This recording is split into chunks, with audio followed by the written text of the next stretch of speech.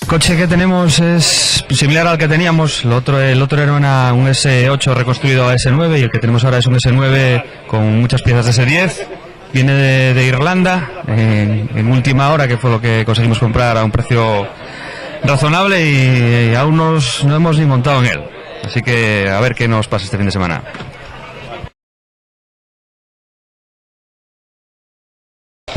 Bueno, la temporada que vamos a hacer es el regional de los rallies en Asturias y tenemos alguna duda con las dos pruebas del nacional de Fito y Santo Emiliano.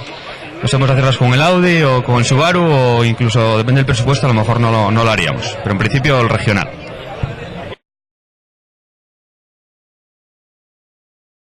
Hombre, que sí me gusta más la montaña en los rallies.